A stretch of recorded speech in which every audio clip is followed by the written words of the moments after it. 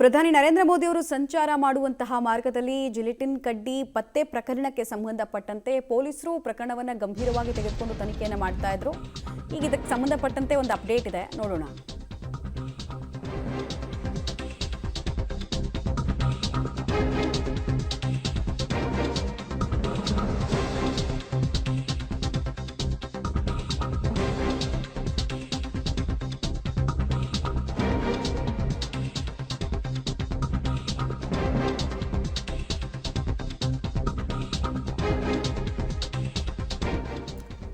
ಕ್ಷಣ ಕ್ಷಣಕ್ಕೂ ಗಂಭೀರ ಸ್ವರೂಪವನ್ನ ಈ ಪ್ರಕರಣ ಪಡೆದುಕೊಳ್ತಾ ಇದೆ. ಆರಂಭಿಕ ಹಂತದಲ್ಲಿ ಅಲ್ಲೇ ಇದ್ದಂತಹ ಕಲ್ಲು ಕ್ವಾರಿಯಲ್ಲಿ ಇದನ್ನ ಉಪಯೋಗ ಮಾಡ್ತಾ ಇದ್ದವ್ರು ಯಾರೋ ತಂದು ಇಲ್ಲಿಟ್ರ ಅನ್ನೋ ಪ್ರಶ್ನೆ ಇತ್ತು. ಬಟ್ ಸ್ಫೋಟಕ್ಕೆ ಪಕ್ಕಾ ಪ್ಲಾನ್ ಮಾಡಲಾಗಿತ್ತ ಅನ್ನೋ ವಿಚಾರ ಗೊತ್ತಾಗ್ತಾ ಇದೆ. ಆಯಾಮದಲ್ಲಿ ಈಗ ತನಿಖೆ ಆಗ್ತಾ ಇದೆ. ಜಿಲೆಟಿನ್ ಕಡ್ಡಿಗೆ ಸಂಬಂಧಪಟ್ಟಂತೆ ಘಟನೆಯ ನಂತರ ಆ ಬಾಕ್ಸಲ್ಲಿ ಏನಿತ್ತು ಅನ್ನೋದನ್ನು ಅನ್ಬಾಕ್ಸ್ ಮಾಡಿ ಅದನ್ನು ಆಚೆ ಇಟ್ಟಿದ್ದಾರೆ. ಆ ಫೋಟೋ ಎಕ್ಸ್ಕ್ಲೂಸಿವ್ ಆಗಿ ಪಬ್ಲಿಕ್ ಟಿವಿಗೆ ಲಭ್ಯ ಆಗಿದೆ. 2 ಜಿಲೆಟಿನ್ ಕಡ್ಡಿ, ವೈರು ಎಲ್ಲವೂ ಕೂಡ ಅಲ್ಲಿರೋದು ನೋಡ್ತಾ ಇದ್ರೆ.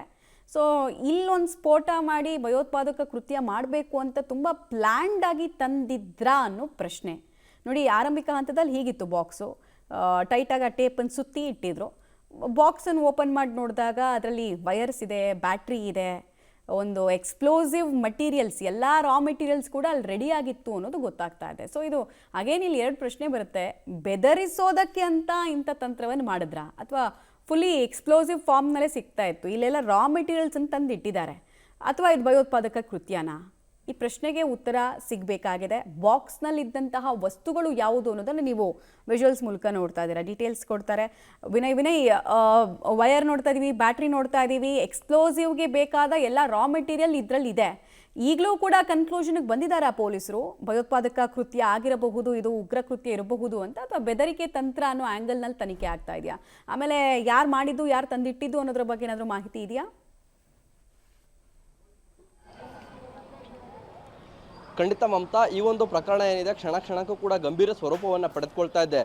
ಮೊದಲಿಗೆ ಕೇವಲ ಜಿಲೆಟಿನ್ ಕಡ್ಡಿಗಳು ಪತ್ತೆಯಾಗಿವೆ ಅನ್ನೋ ಒಂದು ಮಾಹಿತಿ ಲಭ್ಯವಾಗ್ತು. ಹಾಗಾಗಿ ಆಕಸ್ಮಿಕವಾಗಿ ಯಾರಾದರೂ ಅದನ್ನು ಬಿಸಾಡಿರ್ಬೋದು ಅನ್ನೋದ್ರ ಬಗ್ಗೆ ಕೂಡ ಒಂದು ಆತಂಕ ಸೃಷ್ಟಿಸುವ ನಿಟ್ಟಿನಲ್ಲಿ ಯಾರೋ ಇಟ್ಟೋಗಿದ್ದಾರೆ ಅನ್ನೋದ್ರ ಬಗ್ಗೆ ಕೂಡ ತನಿಖೆ ಆಗ್ತಾ ಇತ್ತು. ಆದರೆ ಇದೀಗ ಪ್ರಕರಣ ಮತ್ತಷ್ಟು ಗಂಭೀರವಾಗ್ತಾ ಇದೆ. ಇದನ್ನು ಪಕ್ಕಾ ಪ್ಲಾನ್ ಮಾಡಿ ಸ್ಫೋಟಕ್ಕೆ ಕೂಡ ಇಡಲಾಗಿತ್ತು ಅನ್ನೋದು ಕೂಡ ಮೇಲ್ನೋಟಕ್ಕೆ ಗೊತ್ತಾಗ್ತಾ ಇರುವಂಥದ್ದು. ಯಾಕಂದರೆ ಏನು ಬಾಕ್ಸ್ನ ಒಂದು ಫೋಟೋ ನೆನ್ನೆ ಏನು ಪತ್ತೆ ಆಗಿತ್ತು, ಅದರ ಒಳಭಾಗದಲ್ಲಿ ಏನಿತ್ತು ಅನ್ನೋ ಒಂದು ಎಕ್ಸ್ಕ್ಲೂಸಿವ್ ಫೋಟೋಗಳು ಪಬ್ಲಿಕ್ ಟಿವಿಗೆ ಇವತ್ತು ಲಭ್ಯವಾಗಿವೆ. ಅದನ್ನ ನೋಡ್ತಾ ಹೋದ್ರೆ ಇದು ಪಕ್ಕಾ ಪ್ಲಾನ್ ಮಾಡಿ ಸ್ಫೋಟಕ್ಕೆ ಇಡಲಾಗಿತ್ತು ಅನ್ನೋದು ಕೂಡ ಮೇಲ್ನೋಟಕ್ಕೆ ಗೊತ್ತಾಗ್ತಾ ಇದೆ. ಯಾಕಂದ್ರೆ ಆ ಒಂದು ಬಾಕ್ಸ್ನಲ್ಲಿ ಕೇವಲ 2 ಜಿಲೆಟಿನ್ ಕಡ್ಡಿಗಳಲ್ಲ, ಒಂದಷ್ಟು ಬೆಂಕಿ ಕಡ್ಡಿಗಳು, ಜೊತೆಗೆ ಅಂದ್ರೆ ಟೈಮ್ ಅನ್ನ ಫಿಕ್ಸ್ ಮಾಡುವಂತ ಒಂದಷ್ಟು ವಸ್ತುಗಳು, ಜೊತೆಗೆ ವೈರ್ಗಳಿರುವಂಥದ್ದು, ಜೊತೆಗೆ ಬ್ಯಾಟ್ರಿಗಳು ಕೂಡ ಇರುವಂಥದ್ದು ಕೂಡ ಕಂಡು ಬಂದಿದೆ. ಹಾಗಾಗಿ ಇದನ್ನ ಪಕ್ಕಾ ಪ್ಲಾನ್ ಮಾಡಿ ಅವ್ರು ಬರುವಂತ ಸಮಯಕ್ಕೆ ಅದನ್ನ ಬ್ಲಾಸ್ಟ್ ಮಾಡಬೇಕು, ಆ ಕಾರಣಕ್ಕೋಸ್ಕರ ಅದನ್ನ ಇಟ್ಟಿದ್ದಾರೆ ಅನ್ನೋದು ಕೂಡ ಗೊತ್ತಾಗ್ತಾ ಇರುವಂಥದ್ದು. ಆ ನಿಟ್ಟಿನಲ್ಲಿ ಪೊಲೀಸರ ತನಿಖೆ ಮತ್ತಷ್ಟು ಚುರುಕುಗೊಂಡಿದೆ. ಜೊತೆಗೆ ಕೇಂದ್ರ ತನಿಖಾ ಸಂಸ್ಥೆಗಳಾದಂಥ NIA ಹಾಗೂ ರಾ ಕೂಡ ಇದಕ್ಕೆ ಎಂಟ್ರಿಯಾಗಿ ಈ ಪ್ರಕರಣದ ಬಗ್ಗೆ ಇಂಚಿಂಚು ಮಾಹಿತಿಯನ್ನು ಕೂಡ ಸಂಗ್ರಹ ಮಾಡಲಾಗ್ತದೆ ಅನ್ನೋದು ಕೂಡ ಗೊತ್ತಾಗ್ತಾ ಇದೆ. ಜೊತೆಗೆ ಈ ರೀತಿ ಜಿಲೆಟಿನ್ ಕಡ್ಡಿಗಳನ್ನು ಎಲ್ಲೆಲ್ಲಿ ಬಳಸ್ತಾರೆ ಅನ್ನೋದ್ರ ಬಗ್ಗೆ ಕೂಡ ಪೊಲೀಸರು ಕೂಲಂಕುಷವಾಗಿ ಈಗಾಗಲೇ ತನಿಖೆಯನ್ನು ಮುಂದುವರಿಸಿದ್ರು.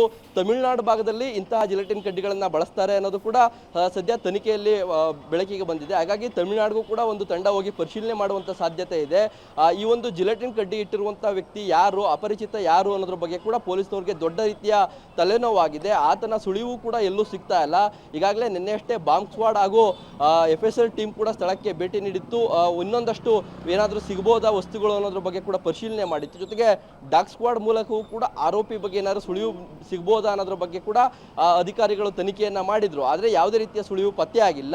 ಹೀಗಾಗಿ ಸುಮಾರು 2-3 ಕಿಲೋಮೀಟರ್ ರೇಡಿಯಸ್ ವ್ಯಾಪ್ತಿಯಲ್ಲಿನ ಎಲ್ಲ CCTVಗಳ ಪರಿಶೀಲನೆಗೆ ಪೊಲೀಸ್ನವರು ಮುಂದಾಗಿದ್ದಾರೆ. ಅಂದರೆ ಪ್ರಧಾನಿ ಬರುವಂಥ ಇಂದಿನ ದಿನ ರಾತ್ರಿ ಏನು 9 ಗಂಟೆ ನಂತರದ ಹಾಗೂ ಪ್ರಧಾನಿ ಬರುವವರೆಗೆ ಸಮಯವರೆಗೂ ಕೂಡ ಆ ಒಂದು ಭಾಗದ ಕಾಲ್ ಡಂಪಿಂಗ್ ಅನ್ನು ಕೂಡ ತೆಗೆದುಕೊಳ್ಳಲಾಗ್ತಾ ಇದೆ. ಅಂದರೆ ಆ ಭಾಗದಲ್ಲಿ ಯಾರ್ಯಾರು ನಿಂತಿದ್ರು, ಯಾರ್ಯಾರೆಲ್ಲ ಫೋನೆಲ್ಲ ಮಾತನಾಡಿದ್ದಾರೆ, ಅಂದರೆ 2-3 ನಿಮಿಷಗಳ ಕಾಲ ಅಲ್ಲೇ ನಿಂತಿದ್ದವರು ಯಾರು ಅನ್ನೋದ್ರ ಬಗ್ಗೆ ಕೂಡ ಮಾಹಿತಿಯನ್ನು ಸಂಗ್ರಹಿಸಿ ಅವರನ್ನು ಕರೆದು ವಿಚಾರಣೆ ಮಾಡುವಂಥ ಕೆಲಸ ನಡೀತಾ ಇದೆ. ಸದ್ಯ ಈ ಒಂದು ಪ್ರಕರಣವನ್ನು ಪೊಲೀಸ್ ಇಲಾಖೆ ಗಂಭೀರವಾಗಿ ತೆಗೆದುಕೊಂಡು ತನಿಖೆಯನ್ನು ಚುರುಕುಗೊಳಿಸಿದೆ. ಮಮತಾ, ಧನ್ಯವಾದ ತಮ್ಮ ಮಾಹಿತಿಗಾಗಿ ವಿನಯ್.